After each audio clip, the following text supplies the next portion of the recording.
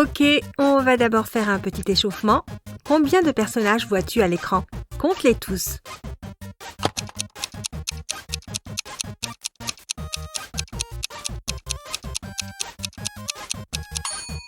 Il y en a 8 grands et j'espère que tu auras remarqué 2 petits là-bas. Donc la réponse est 10. Maintenant examine cette photo et essaye de trouver l'image bizarre. Non, ce n'est pas ma photo.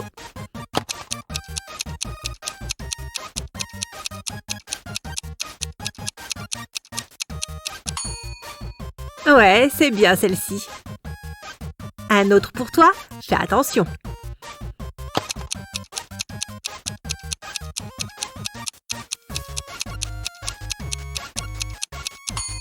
Regarde, la voilà. Maintenant, rendons les choses plus difficiles. Voici une photo de plusieurs animaux. Peux-tu en trouver 2 qui sont exactement identiques?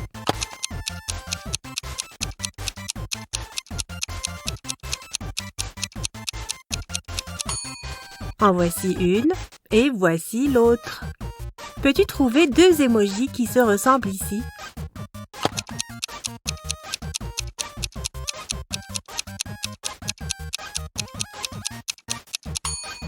Regarde, ils sont là. J'espère que tu es prêt.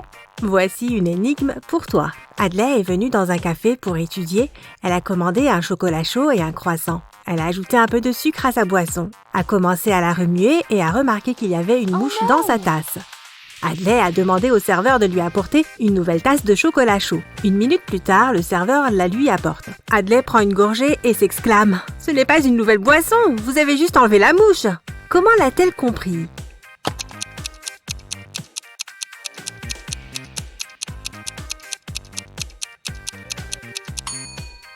Tu te souviens qu'Adley a mis du sucre dans son chocolat chaud? Eh bien, la supposée nouvelle boisson était déjà sucrée. Delilah est disparue. La police avait 3 suspects. Le premier était son amie, Ellery, qui était la dernière personne à avoir été vue avec Delilah. Ellery a dit qu'elles étaient allées faire du shopping ensemble. Mais après, elles sont toutes les 2 rentrées chez elles. Le petit ami de Delilah, Walt, a dit que la fille n'était pas rentrée chez elle et il a supposé qu'elle était restée avec Ellery. Le dernier suspect était le père de Delilah, qui vivait dans une autre villa. Il a dit qu'il ne savait même pas qu'il avait une fille. Qui la police doit-elle arrêter?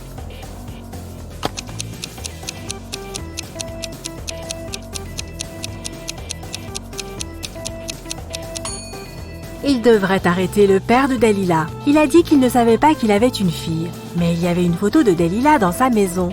C'est un sacré père, hein? Par une soirée pluvieuse, Kaya est rentrée chez elle et a découvert que quelqu'un avait mangé sa barre de chocolat. Elle a demandé à ses frères et sœurs qui avaient fait ça. Laura a répondu qu'elle avait fait du sport dans sa chambre et qu'elle ne mangeait pas de sucreries. Sienna a dit qu'elle ne mangerait jamais le chocolat de quelqu'un d'autre. Harley a dit qu'elle était sortie arroser les plantes dans le jardin. Elle venait de rentrer elle-même à la maison. Qui a menti?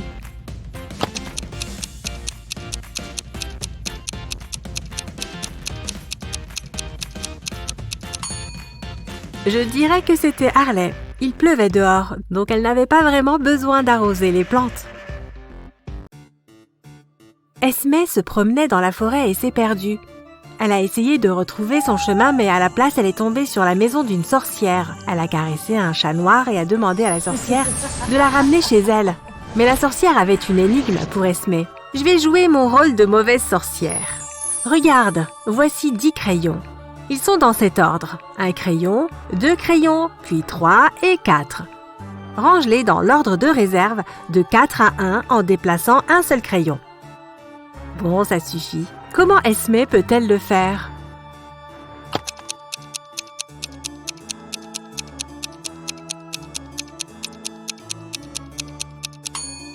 Esmée doit prendre le 3e crayon du groupe de 4 et le placer entre le premier crayon et le groupe de 2. Ok, maintenant j'ai un labyrinthe pour toi. C'est incroyable. Ah, peux-tu trouver la sortie?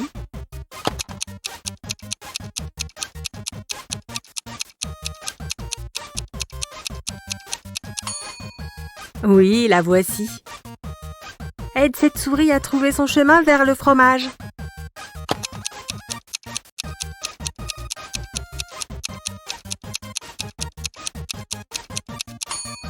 Elle devrait aller dans ce sens. Nous allons tester ton niveau d'attention. Regarde, voici une balle et 3 tasses. Je vais mettre la balle ici, dans le gobelet du milieu. La tâche que tu dois accomplir est de regarder la balle et de me dire où elle se trouve. Tu es prêt? C'est parti!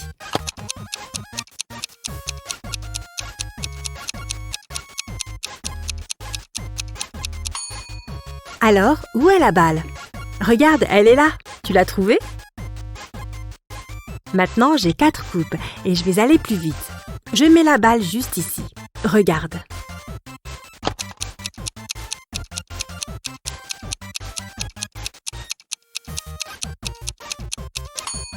Où penses-tu qu'elle se trouve?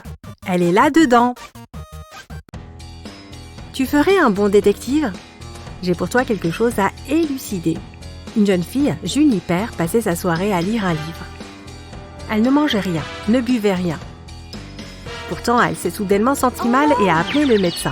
Il s'avère qu'elle a été empoisonnée. Mais comment?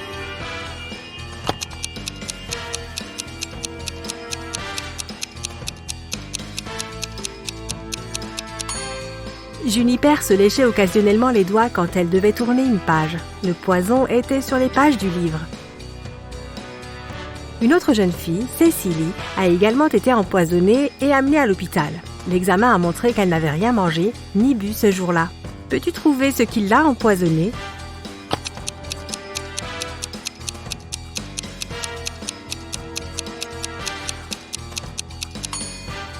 Cécilie n'a rien mangé, mais regarde, elle porte du rouge à lèvres.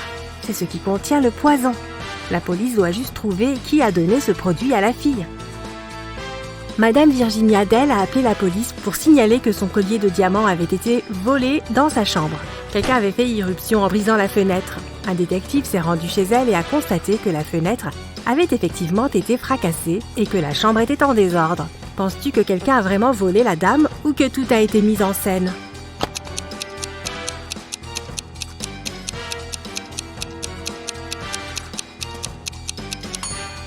Personne n'a volé Madame Dell. Si la fenêtre avait été cassée, de l'extérieur, il y aurait eu du verre sur le sol. Mais le sol est propre, ce qui signifie que la vitre a été cassée de l'intérieur, probablement par Madame Dell elle-même. Pendant les vacances d'été, les amis de Penny l'ont invitée à aller camper. Penny n'aimait pas ce genre d'activité, mais elle ne voulait pas non plus admettre qu'elle préférait rester à la maison pour regarder la télévision. Elle a donc dit que ses parents l'avaient invitée à aller en Grèce avec eux. En réalité, elle est restée à la maison et a regardé des séries télévisées en boucle. Sa famille lui a envoyé des photos de leurs vacances. Penny s'est photoshopée sur ces photos et les a envoyées à ses amis. Mais quand ils ont vu les photos, ils ont réalisé que Penny n'était pas en Grèce. Comment ont-ils compris?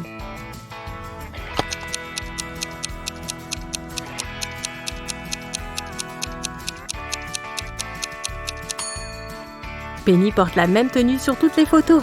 Ça semble très suspect. Madame Lawrence avait 3 filles adolescentes, Bonnie, Cassidy et Sierra. Elles étaient toutes punies et ne pouvaient pas quitter la maison. Pourtant, un voisin a vu l'une des filles au centre commercial. Madame Lawrence rentre à la maison et demande aux filles ce qu'elles ont fait. Bonnie a répondu qu'elle avait lu toute la journée. Cassidy a dit qu'elle avait peint dans sa chambre. Sierra dit qu'elle a passé la journée dans le jardin et qu'elle venait de rentrer dans la maison. Laquelle de ces filles était au centre commercial?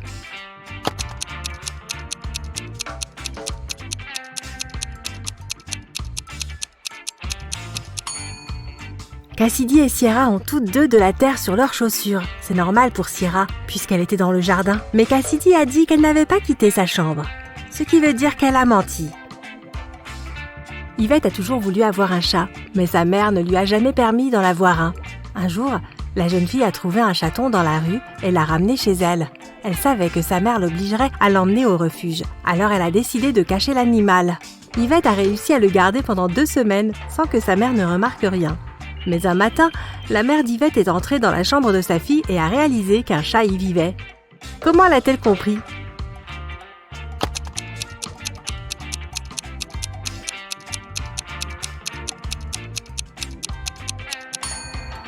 Yvette porte un short et ses jambes sont toutes griffées. Ned travaille dans une boîte de nuit. Son rôle est de vérifier les cartes d'identité des gens et de ne pas laisser entrer les personnes suspectes ou celles qui ont moins de 21 ans. jette un coup d'œil à ses cartes d'identité et aide Ned à décider qui ne pourra pas entrer à la fête aujourd'hui. Alors, que penses-tu de cette femme-là?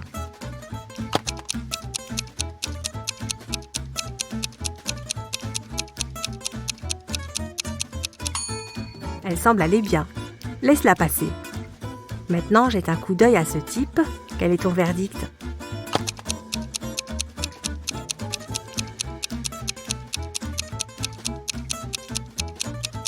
Il vit au pays des merveilles. Je n'ai jamais entendu parler d'une telle ville. Laisse-le retourner au pays des merveilles. Pas de clubbing ce soir. Et qu'en est-il de cette fille? Qu'est-ce que tu en penses?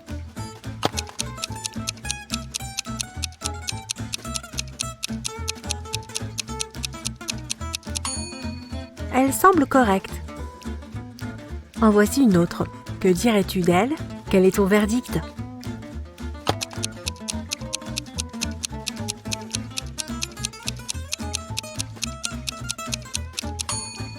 Je dirais passe. Et cette jeune fille?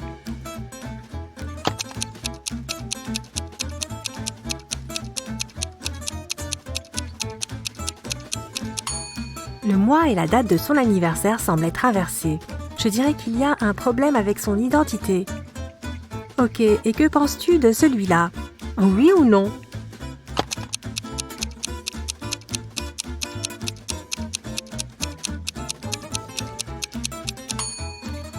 Il a juste 17 ans. Absolument pas. Ok, pourquoi pas quelque chose d'un peu plus difficile? Red se rendait dans une ville voisine quand un de ses pneus est tombé à plat. Il s'est arrêté pour le changer, mais a accidentellement laissé tomber les 4 boulons utilisés pour fixer la roue dans une canalisation. Quel malheur! Le type n'avait pas de boulons supplémentaires pour réparer la roue et se rendre à la station-service la plus proche. C'était aussi une route déserte. Personne n'y circulait. Et le téléphone de Red n'avait plus de batterie. Que peut faire le gars pour réparer sa voiture et se rendre à la station-service?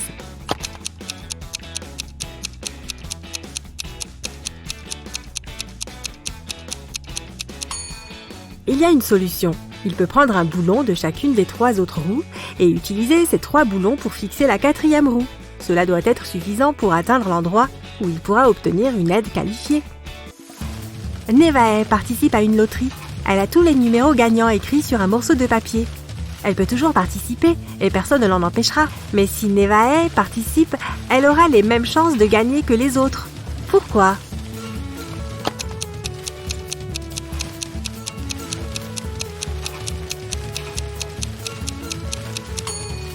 Nevaeh a juste écrit toutes les combinaisons possibles de numéros qui pourraient être tirés.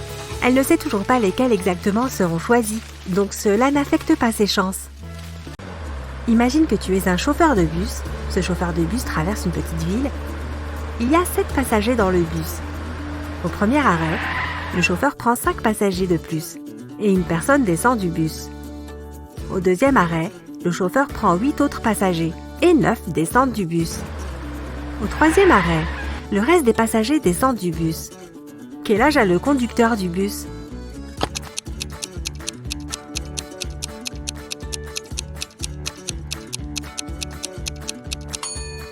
Cela semble confus, mais la réponse est simple. Comme je l'ai dit au début, tu es le chauffeur de bus. Alors quel âge as-tu?